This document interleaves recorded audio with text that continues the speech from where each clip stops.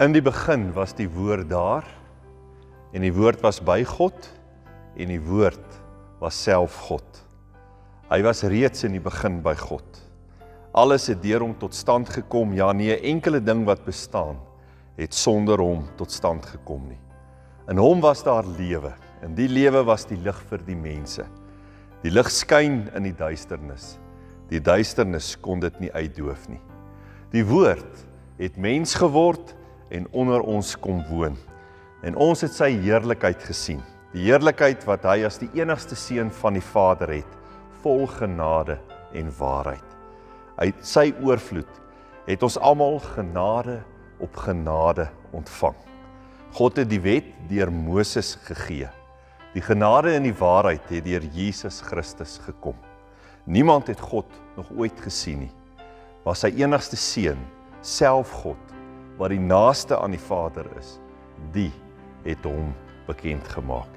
Dit is 'n wonderlike voorreg om jou vanoggend te kan groet in die woorde van Johannes 1, waarin hy op 'n baie kosbare manier vir ons die Here Jesus Christus, die vleesgeworde woord, beskryf. En dis ook die voorreg dat ons mag weet dat ons ook vanoggend in die naam van die Here Jesus Christus die heilige teenwoordigheid van God die Vader kan betree met vertroue en met vrymoedigheid, omdat Jesus die weg gebaan het vir ons na die Vader, dat die Vader sy offer vir ons aanvaar het, en dat ons mag weet daar is vrede tussen ons en God. Mag die genade van die Here Jesus Christus en God se liefde en ook die wonder van sy teenwoordigheid vir jou vanoggend ook net weer in hierdie byeenkoms vir jou tasbaar, ervaarbaar en kosbaar wees. Dis 'n voorreg om vanoggend weer so saam met jou ook te kuier, so by wyse van 'n video. Dis 'n lang naweek, Sondag die 9de Augustus, en ek hoop dat hierdie lang naweek so vir jou so ietsie van 'n breek in jou normale ritme, ook in hierdie grendeltyd, ook gee, wat vir jou ook weer 'n bietjie net by 'n stukkie rustigheid en by 'n lekker stuk rus sal uitbring. Ons is besig met die reeks God se asem tussen bladsye. Is 'n 6 weke reeks waarmee ons besig is, en kan jy glo dat ons vanoggend alreeds weer die 3de tema in hierdie reeks van 6 temas hanteer.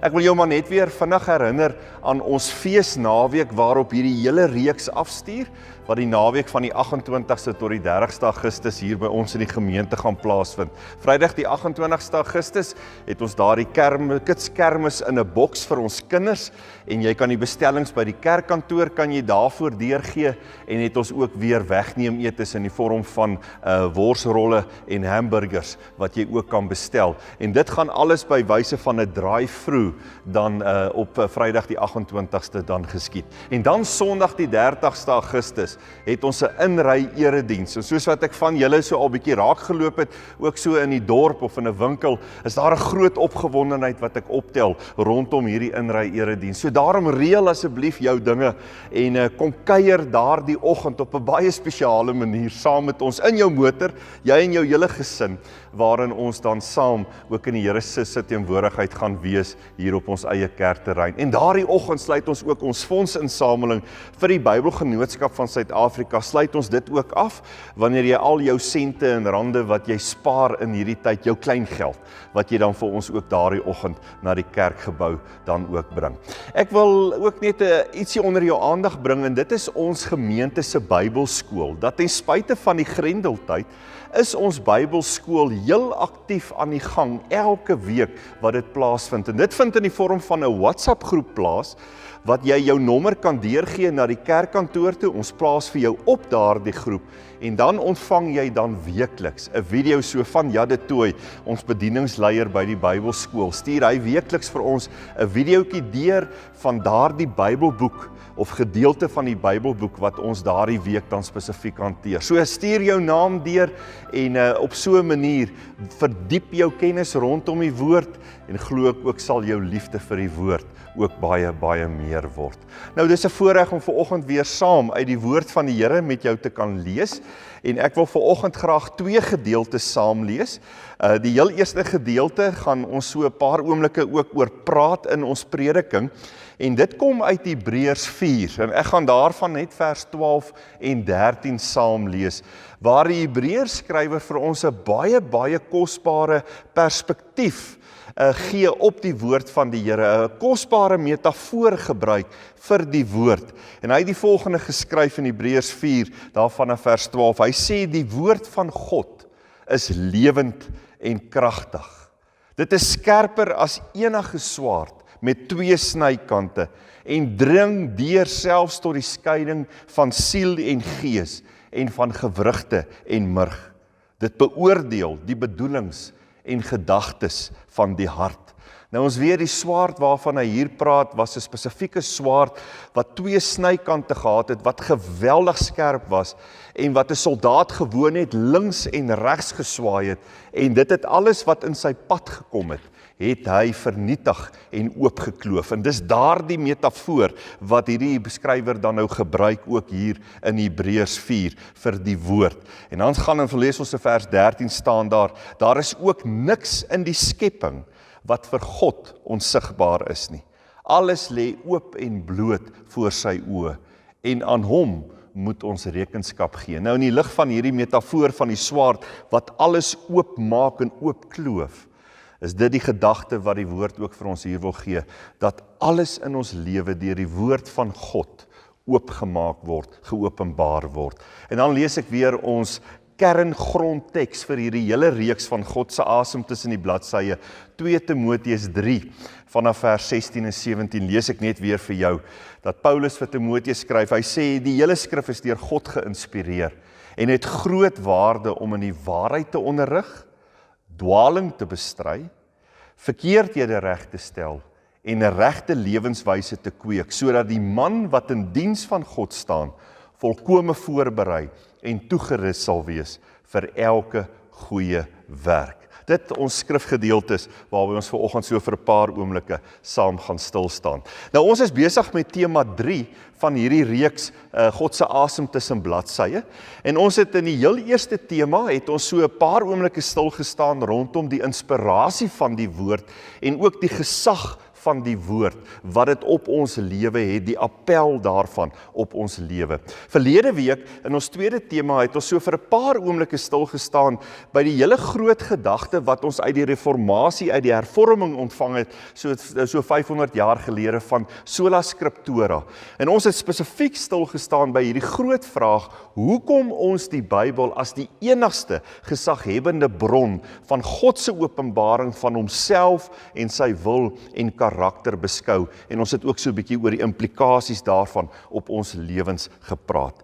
Vanoggend gaan ons so in die derde tema, gaan ons bietjie saamgesels oor hoe die Bybel, hoe hierdie boek verandering in jou en my lewe bewerk. En ek het so 3 gedagtes wat ek vanoggend met jou daar rondom wil deel. Nou ek wil begin om eers vir jou net ietsie te vertel van wat 'n leraar in Brasilië gedoen het in 'n gemeente. 'n Baie eienaardige ding wat hierdie dominee daar gedoen het. En dit is dat hy 'n boodskap soos hierdie, hy het daardie boodskap gevat en hy het dit vir 66 weke ononderbroke elke Sondag in die byeenkomste van daardie gemeente gepreek. Nou jy kan jouself voorstel wat in daardie gemeente gebeur het, dat Sondag na Sondag kom sit jy hier, jy ontvang die boodskap en is presies dieselfde een as die vorige week. Nou ek kan myself voorstel hoe daar gebraaide dominee rondom etenstafels geëet is. Nou na baie omwentelinge en uiteindelik 'n aanspreek deur die kerkraad, was die antwoord van die leraar op hierdie vreemde optrede van hom die volgende. Hy het vir die kerkraad gesê en vir die gemeente, voordat julle nie hierdie boodskap wat ek Sondag na Sondag aan julle voorhou, voordat julle hierdie boodskap nie gaan begin leef en doen nie, sal julle nie 'n ander boodskap ontvang nie. Nou liewe broers en susters, dis radikaal, dis anders. En tog steek daar 'n kosbare stukkie waarheid in hierdie man se denke en redenasie en optrede. En daarom wil ek vanoggend so vir 'n paar oomblikke saam met jou stil staan by die preektema van hoe die Bybel jou en my verander. En ek wil vir 'n paar oomblikke saam met jou net kyk na verskillende maniere waarop die Bybel verandering in ons lewe bewerk en meebring.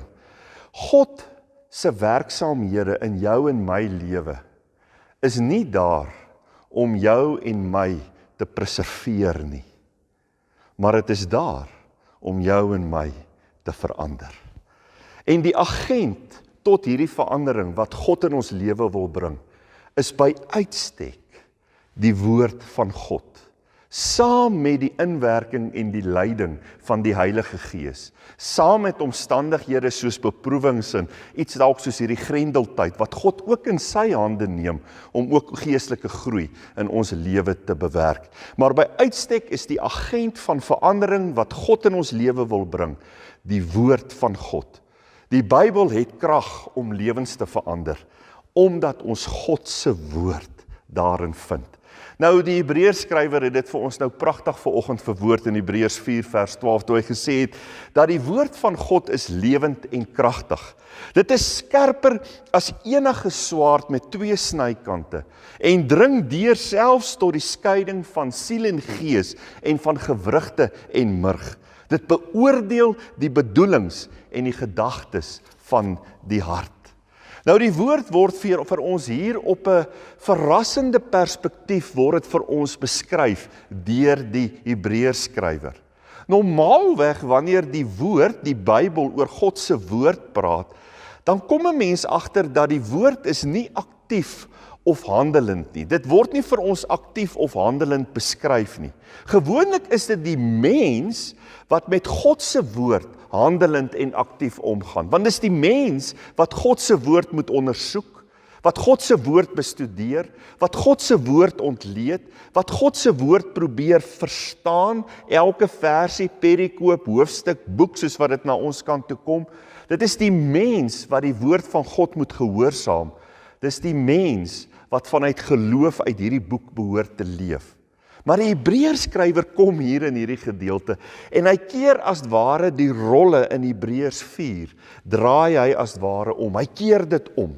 En hy wys vir ons daarop dat wanneer ek en jy as mens met God se woord besig is, die woord ook met jou en my besig raak en besig is.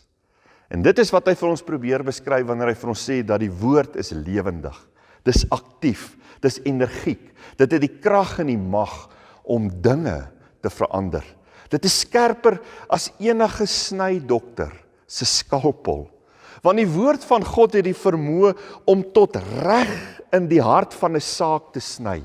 Dit kan mense se diepste motiewe en oorwegings dissekteer. Paulus skryf vir Timoteus in 2 Timoteus 3 vers 16 skryf hy ook, hy sê die woord wys vir ons uit wat is verkeerd in ons lewe.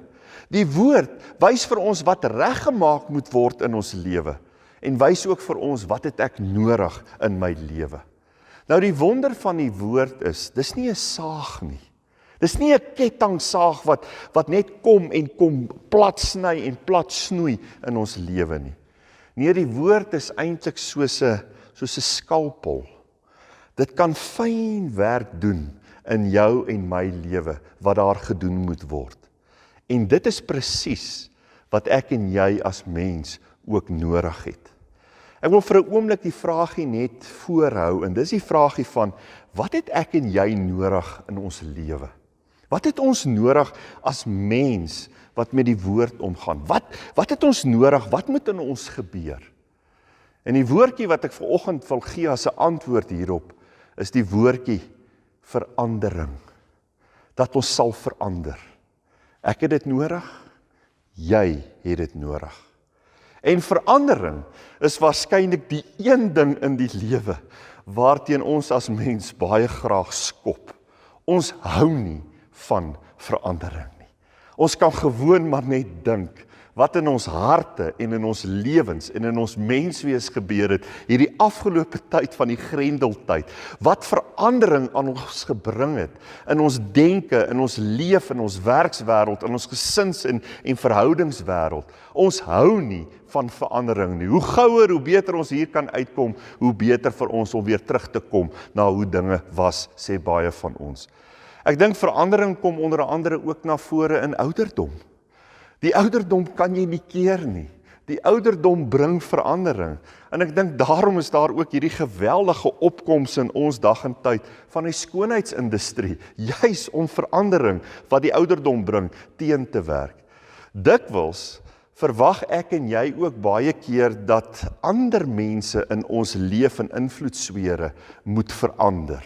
Dis asof ons dink dat ek en jy van verandering gevrywaar is, maar dat die ander moet verander, veral in ons verhoudings. Hoeveel keer sê ons en bid ons dit nie selfs, Here, as daai een maar net sy of haar houding of benadering kan verander.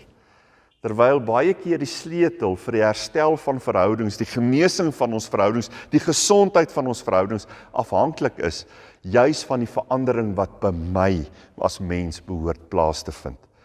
Tog is verandering noodsaaklik in ons lewe. Hoe ons nou nie daarvan hou nie, of dit dalk wil weghou uit ons lewe, verandering is noodsaaklik in ons lewe, want as ons baie eerlik is met mekaar, is daar dinge in jou lewe waarvan jy nie hou nie.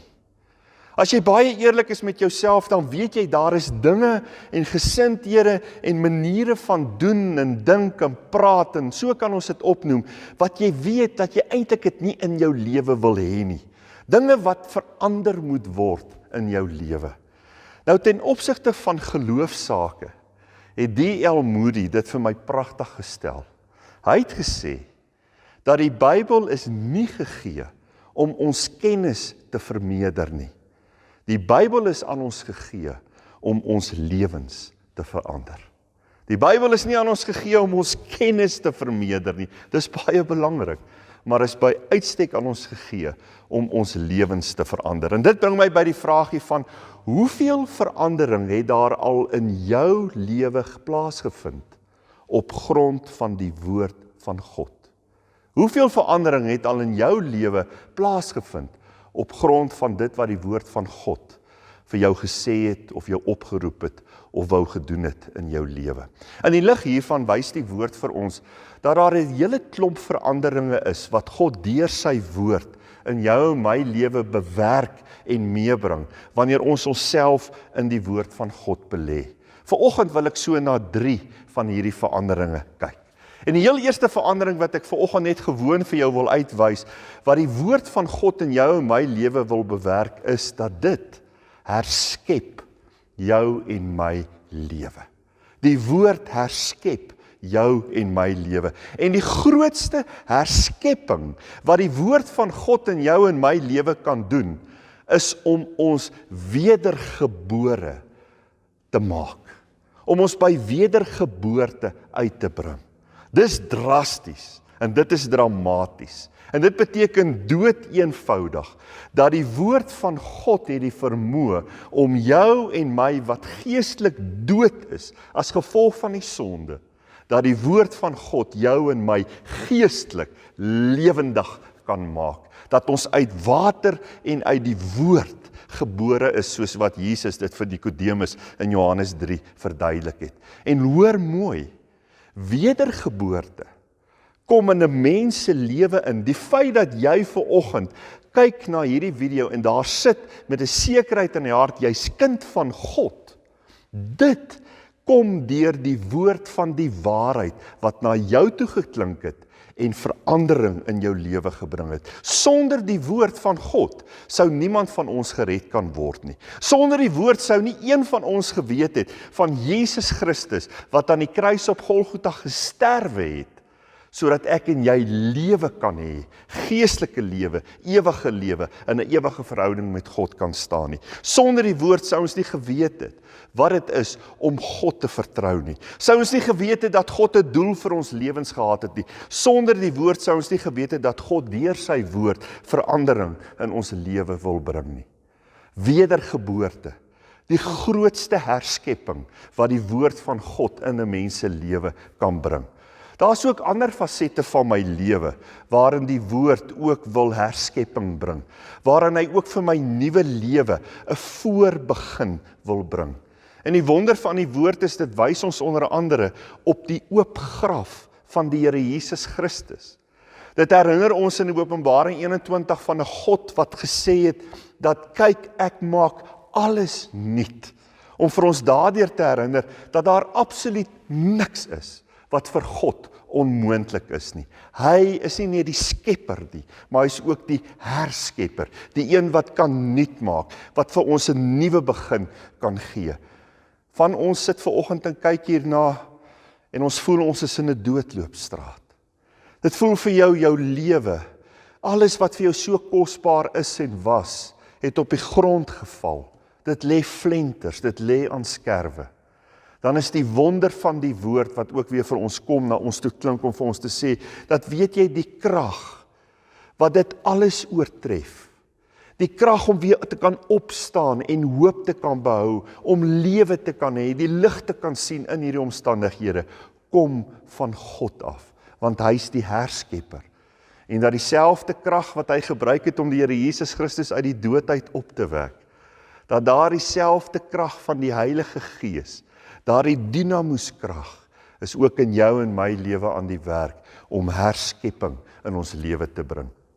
Dit is daarom nie vreemd, dat die Bybelskrywers baie ernstig was, om vir ons telkens te herinner hoe groot die verskil is van die verandering wat die woord van God in ons lewe wil bring, in besonder rondom die herskepping van ons lewe. So byvoorbeeld skryf Paulus vir die gelowiges in Efese, hy sê in Efesiërs 2 vers 1 tot 4, hy sê, onthou, julle was dood, maar God het julle saam met Christus Jesus lewend gemaak. Uit genade is julle gered. Die wonder van wanneer God se woord in jou en my lewe inkom en herskepping bring, verandering bring, is dat jy dit nie vir jouself kan hou nie. Dat dit sigbaar word. Dit wat hier binne in jou lewe gebeur, hier binne in jou hart, binne in jou denke, binne in jou menswees gebeur, beweeg ook uit na buite. En daarom het die Here Jesus die woord dikwels vergelyk met saad. Hy het gesê die woord is so saad wat in jou lewe gesaai en geplant is. En as daardie saad eers wortel geskiet het in jou hart en in jou lewe, dan begin dit uitspruit en dit begin groei en dit begin vrugte dra. Daarom dat hy gesê het, 'n boom word aan sy vrugte geken. So begin die woord my lewe herskep. Maar nie net my lewe nie. Daar is baie ander dinge wat die woord ook herskep. Deur die eeue herskep en skep en gee God nuwe lewe in mense en in gemeenskappe. Want waar mense se lewens nuut word, begin hulle nuut lewe. En daar is niks in die skepping wat daardie lewe en daardie krag kan teewerk nie. En op hierdie manier herskep God nie net ons lewens nie, maar ook ons omgewings, ons werksplekke, ons skole, ons wêreld. Die eerste verandering wat die woord van God in ons lewe bewerk, is dit herskep my as mens van God. 'n tweede verandering wat God se woord in my lewe en in jou lewe bewerk is, dit verwyder my skuld. Dit vee my skuld uit. Die Bybel het 'n baie groot, kosbare boodskap, en dit is die volgende. Jesus Christus het betaal vir skuld wat hy nie gehad het nie. En ek het skuld wat ek nie hoef te betaal nie.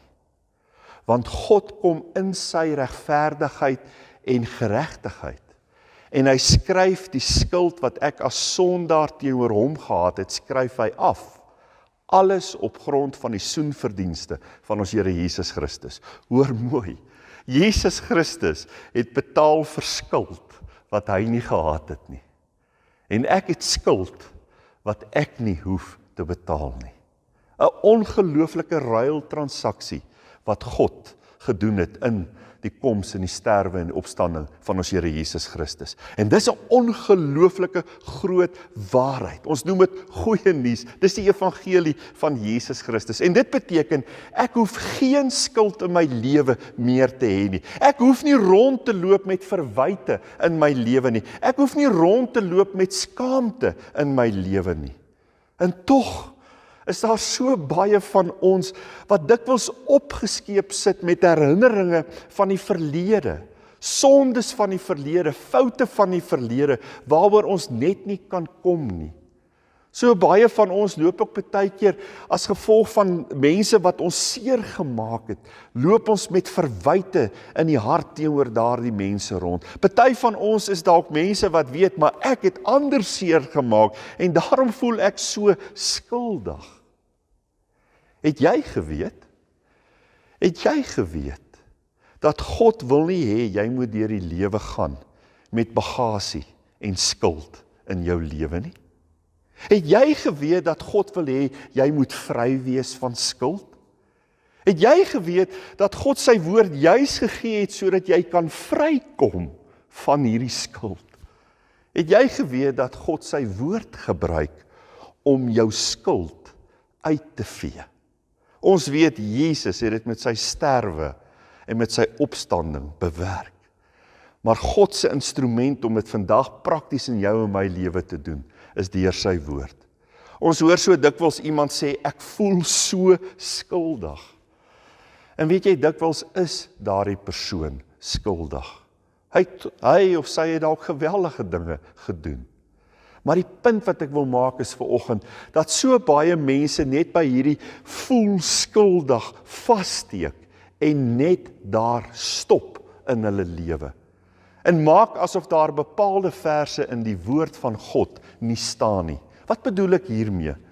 So baie van ons loop met hierdie skuld rond, omdat ons gewoon nie die verandering wat die woord van God rondom ons sondes in ons lewe wil kom doen, dat ons dit nie vasgryp nie. Ek dink aan byvoorbeeld aan 1 Johannes 1 vers 9, daardie baie bekende vers, wat ons so baie keer met skulduitspraak, met skuldvergewing gebruik, waar daar staan, maar as ons sondes bely, God is getrou en regverdig. Hoekom kan God getrou en regverdig wees? Net een ding, is omdat Jesus Christus die prys vir ons sondes betaal het. God is getrou en regverdig staan daar. Daarom vergewe God ons sondes en reinig hy ons van alle ongeregtigheid. Wat sê hierdie vers? Hierdie vers sê, God sê, weet jy wat, op grond van die soenverdienste van my seun, en die feit dat jy dit glo en daaraan vashou, gaan ek jou bad. Ek gaan nie net jou sondes vergewe, vir jou vryspreek en jou skuld opsê nie. Ek gaan jou ook hiervan skoon maak. Ek gaan al die vuilheid, die vuil goed in jou lewe, gaan ek van ontslaa raak. Hierdie is 'n skoonmaak vers. In ons tyd waarin ons nou is, kan ons as ware sê, dis 'n disinfekterende vers om ons lewe skoon te maak. Ek dink aan Romeine 8 vers 1 waar daar staan, daar is geen veroordeling, niks, geen veroordeling vir die wat in Christus Jesus is nie. Wat beteken dit? Dit beteken dat al die dinge wat ek verkeerd gedoen het in my lewe, God gaan my nie daarvoor straf nie. Hoekom nie? Want Jesus het reeds al die straf daarvoor aan die kruis gedra. Eenmalig, genoegsaam, vir alles wat in my lewe lê, en wat selfs nog in my toekoms ook lê en wag. Wat van die sonde wat ek môre gaan doen? Ook dit word jou vergewe. Hoekom? Omdat Christus daarvoor gesterf het. Daar's wel 'n duidelike voorwaarde hier, en dit is dat ek in Christus moet glo. Moet vashou aan sy soenverdienste. Dan doen God hierdie ongelooflike vergifnis, hierdie verandering wat hy in my lewe bring, om my te reinig van daardie skuld. Jesus het een keer vir sy disippels in Johannes 15 vers 3 gesê, julle is alreeds rein deur die woord wat ek tot julle gespreek het. Kortom, liewe broers en susters, ek probeer vanoggend net vir jou wys op die skoonmaakkrag, die reinigingskrag wat ons ook in die woord van God vind. So as ek dit lees, as ek dit aanneem, as ek dit glo en daarop reageer, dan verwyder dit die skuld uit my lewe, omdat dit vir my die waarheid leer rondom die waarheid van die wonder van Christus se soenverdienste. En die verandering wat God deur hierdie reiniging in my lewe bring, is ook baie interessant. Dit kring ook uit my lewe uit. Want as God al my skuld uitgevee het, as God my vergewe het, dan gebeur daar ook iets in my hart, uit dankbaarheid. En dit is dat ek ander kan vergewe. Dat ek ook hierdie genade wat ek van God ontvang het, ook vir ander kan aangee. Vergewe ons oortredinge, soos ons ook die vergewe, wat teenoor ons oortree het, het die Here Jesus vir ons geleer, en herinner die Onse Vader gebed vir jou en vir my elke dag aan. En daarom, liewe broer en suster, wil ek sommer net dit 'n opmerking maak, sukkel ek, en worstel ek dikwels om te verstaan, hoe gelowiges, hoe kinders van God, mense wat God se vergifnis in hulle lewe beleef en ervaar het, wat weet dat daar geen veroordeling van God se kant na hulle toe is nie, sukkel ek om te verstaan dat gelowiges, kinders van God, baie keer van die mees veroordelende mense in ons samelewing is. Hoe is dit moontlik dat daar 'n plek is waar ons juis by mekaar kom en die wonder van God se genade en vergifnis vier in 'n gemeente en in 'n kerk en in 'n byeenkoms soos hierdie. Maar dat daar juis baie keer, juis die kerk die plek is, waar daar die meeste veroordeling en die onthou van sondes en foute van mense in die verlede is, dat dit juis in die kerk is. En daarom, liewe broer en suster, dink ek, praat hierdie ding ook weer met jou en my, om ook as gelowige, as gemeenskap, ook uit genade te lewe. Die vraag wat ek vanoggend het, is skuldgevoelens op hierdie oomblik deel van jou lewe? Hoe reageer jy daarop? Voel jy sleg daaroor? Probeer jy ontsnap daaraan? Is jy spyt daaroor? Maak dit jou depressief? Die woord van God wys vir jou en vir my vanoggend opnuut maar net weer daarop, hoe ons hiervan ontslae kan raak, hoe daar verandering in ons lewe kan kom, gewoon deur jou sonde, jou skuld te erken, om bereid te wees om jou sondes, jou foute, jou mislukkings vierkantig in die oë te kyk, en verantwoordelikheid vir jou dade en houding te aanvaar om te sê, Here, ek is die man, Here, ek is die vrou, soos wat Dawid van ouds dit gedoen het, toe hy voor die Here verskyn het met sy sonde. En dan die wonder, om dan te glo dat God bereid is om jou te vergewe, omdat Jesus Christus die prys reeds betaal het. Ja, om 1 Johannes 1 vers 9 aan te gryp, vas te gryp en te weet, God is getrou en regverdig, om dit aan te neem en te glo, daarom reinig hy my van alle ongeregtigheid en vergewe hy my sondes. En dit beteken, dat ek en jy uit vergifnis kan gaan lewe. Ons self opnuut weer in gehoorsaamheid en in toewyding aan God kan gee as lewende en heilige offers. Die woord van God kan jou en my lewe herskep. Dit bring ook dat ons skuld, herinner ons daaraan dat ons skuld uitgevee is as kinders van God. 'n Derde verandering, en daarmee sluit ek vanoggend af, wat die woord van God in jou en my lewe bewerk, is gewoon net dit. Dit bemoedig en dit versterk my gemoed. Dit bemoedig en dit versterk my as mens. Party vanoggend, soos wat ons hier na hierdie boodskap kyk, het bemoediging en versterking nodig. Ons is op 'n plek waar jy voel jy's in 'n gat. Jy voel sleg. Jy sien nie meer lig nie. Jy wonder oor die sin van die lewe. Jy het nie meer hoop nie. Ander van ons voel vanoggend, soos wat ons na hierdie boodskap kyk, dat niemand gee om vir my nie. Weet jy, as ek en jy moedeloos word, het ek en jy nie 'n koffiebreek of 'n wegbreek nodig nie. Ja, 'n koffiebreek saam met 'n vriend of vriendin is baie belangrik, om ook ietsie te deel van wat in jou hart en lewe aan die gang is. 'n Wegbreek is net so belangrik. Maar weet jy, ons het baie keer, het ek en jy 'n woordbreek nodig, bedoelende, dat God juis sy woord vir jou en vir my gegee het, om ons in sulke omstandighede te kom bemoedig en te kom versterk. Dat God juis sy woord vir ons gegee het, om ook verandering in ons moeilike omstandighede en nog steeds in ons harte en lewens te bewerk, om vir ons deur sy woord te bemoedig en te versterk. En ek wil daarmee vanoggend dan afsluit op 'n praktiese manier. En daar is een Bybelboek wat die Here vir ons in sy woord gegee het, wat by uitstek wonders doen, om jou en my te bemoedig en te versterk. En dit is die psalmbundel. Daardie 150 psalms, wat op 'n eerlike, soms emosionele manier met God praat. Wat baie keer 'n klag en 'n versigtiging voor God uitspreek, maar wat ook vir ons bedien met hoop en troos. En as 'n mens mooi na die psalms gaan kyk, gaan jy sien, omtrent 50% van die psalms is klaagpsalms. Psalms wat begin met 'n klag, maar wat eindig in 'n ongelooflike vertrouensuitspraak in God. En dis wat ek ook vanoggend dan wil doen. Ek wil so by wyse van 'n afsluiting wil ek 2 klagpsalms lees en ook 'n vertrouenspsalm vir jou lees, om daardeur ook vanoggend vir jou in jou gemoed te bemoedig en te versterk. Die heel eerste psalm wat ek vir jou wil lees is Psalm 13. Nou sal party van julle sê 13, né? Ja, Psalm 13, die ongelukkige getal 13. Hoor hoe het Dawid met die Here hier gepraat. Hy sê, hoe lank nog? Hoe lank gaan U my nog bly vergeet, Here? Vir altyd? Hoe lank gaan U nog van my af wegkyk?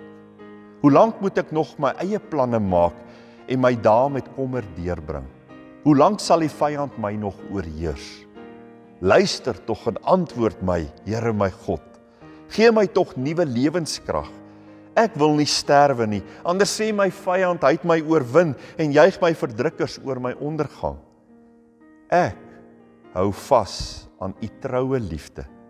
Oor die uitkoms wat U gee, juig my hart. Ek wil sing tot eer van die Here, omdat hy aan my goed gedoen het. Hoor jy hoe begin hy? Hierdie vraag, hoe lank nog, Here? Maar dan eindig hy in die wonder van God se troue liefde, van God se sorg. En dan wil ek vir jou Psalm 130 lees. 'n Pelgrimslied, waar iemand wat deur hierdie lewe gaan, ook deur beproewings gegaan het. En hy het die volgende geskryf. Hy sê, uit die dieptes roep ek na U, Here. Luister tog na my, Here. Hoor tog my hulpgeroep. As U ons sondes in aanmerking sou neem, Here, wie sou dan nog bestaan? Maar by U is daar vergifnis. Daarom word U steeds gedien. Ek stel my vertroue in die Here. Ek vertrou op Hom. Ek wag op die vervulling van sy woord. Ek wag op die Here meer as wat die wagte op die môre wag, die wagte op die môre. Wag op die Here, Israel, want by die Here is daar troue liefde. By Hom is die verlossing seker. Hy alleen sal Israel verlos van al sy sondes. Ook 'n klagpsalm wat so op 'n kosbare manier ook eindig in die trou van die Here God wat hy aan ons as mens betoon. En dan net die psalm direk daarna, Psalm 131, 'n kort psalmpie, 'n vertrouenspsalm, 'n troospsalm, waarin Dawid die volgende skryf. Hy sê, selfverheffing en hoogmoed is daar nie by my nie, Here. Ek maak my nie besorg oor groot dinge nie, dinge wat bo my vermoë is. Ek het rus en kalmte gevind. Soos 'n kindjie wat by sy moeder tevredenheid gevind het, so het ek tevredenheid gevind. Wag op die Here, Israel, nou en vir altyd. God gee ook sy woord om jou en my te bemoedig en te versterk in ons gemoed. Ek sluit. D.L. Moody het gesê, die Bybel is nie gegee om ons kennis te vermeerder nie, maar die Bybel is by uitstek aan jou en my gegee om ons lewens te verander. En ons het vanoggend so in 'n paar oomblikke saamgesels oor die verandering wat God deur die woord in ons lewe wil bewerk. Onder andere dat dit my lewe herskep, dat dit my herinner dat my skuld deur Jesus Christus vergewe en verwyder is. En dit bemoedig en dit versterk my in my gemoed. Daar's nog ander dinge wat die woord ook in my lewe doen. Onder andere, dit aktiveer geloof, dit bewerk geestelike groei, dit verander my denke, dit ontsluit my potensiaal. Miskien op 'n latere geleentheid praat ons ook daaroor saam. Kom ons sit so en ons bid saam. Hemelse Vader, Here, baie dankie vir die wonderlike voorreg om u woord opnuut net weer vanoggend vir 'n paar oomblikke te kan oopmaak en te kan hoor dat u hierdie boek, hierdie woorde vir ons gegee het om verandering in ons lewe te bring. Dankie dat dit juis die woord van God is, wat die grootste wonder in ons harte en lewens bring, naamlik wedergeboorte. Dat ons oë en ons harte en denke kan oopgaan vir die lig en die lewe wat daar in die Here God is. Dankie dat u dit reeds in ons lewe gedoen het. En Here, as daar vanoggend dalk iemand is wat vir die eerste keer iets verstaan van waarom u ons Here Jesus Christus gestuur het, om sy lewe te kom aflê, sodat ons die ewige lewe kan hê as mens. Dan bid ons dat u ook deur die Heilige Gees ook in hierdie oomblikke daardie hart en lewe sal kom verlig, maar ook die sekerheid van die troos, van vergifnis, van u genade ook vir daardie mens, dat u dit ook aan hom of haar sal bedien. Dankie dat die woord ons telkens maar net weer herinner, dat ongeag ons struikel en ons val, is u 'n God wat met ons op pad is en op pad bly. Dankie dat u getrou en regverdig is, alleen op grond van die soenverdienste van ons Here Jesus Christus, en dat u nie met ons handel volgens ons sondes nie, maar ons juis vryspreek, ons juis reinig van alle ongeregtigheid. Dankie vir daardie genade aan ons betoon. Maar Here, dankie dat u woord ook vir ons die woord is, wat ons bemoedig en versterk, wat vir ons weer herinner dat daar geen duisternis is, geen omstandigheid is, wat ooit u lig en teenwoordigheid uit ons lewe kan wegneem nie. Mag u woord vir ons vul met hoop. Here, al is dit dan ook dat ons met 'n klag, met 'n versigtiging voor u verskyn. Dankie dat ons kan vashou aan u, en dat u woord vir ons daaraan telkens herinner wie u is, en wat u vir ons gedoen het, wat u nog vir ons gaan doen, tot in alle ewigheid. Dankie dat ons vir mekaar kan bid, vir ons land en sy mense, Here, vir die siekes. Dankie dat u die Here God is, na wie ons kan opkyk, en kan sê, Here, u is ons herder, en die wyse waarop u vir ons versorg en dra. Here, maak dat ons kan bely, ek kom niks kort nie. Mag dit die groot troos en hoop wees, waarmee ons ook hierdie nuwe week ook tegemoet gaan. Dankie dat ons dit kan bid, in Jesus Christus se naam. Amen. Liewe broer en suster, ek groet jou in die naam van ons Here Jesus Christus, met die wete dat sy genade vir elkeen van ons genoeg is, dat God se liefde vir jou geen einde ken nie, en dat jy mag weet, dat die Heilige Gees op 'n kosbare manier by jou is en in jou is. En dit alles word gewaarborg en word vir ons verseker deur die woord van God, wat God vir ons gegee het, sodat ons lewens daardeur verander kan word. Vrede vir jou. Amen.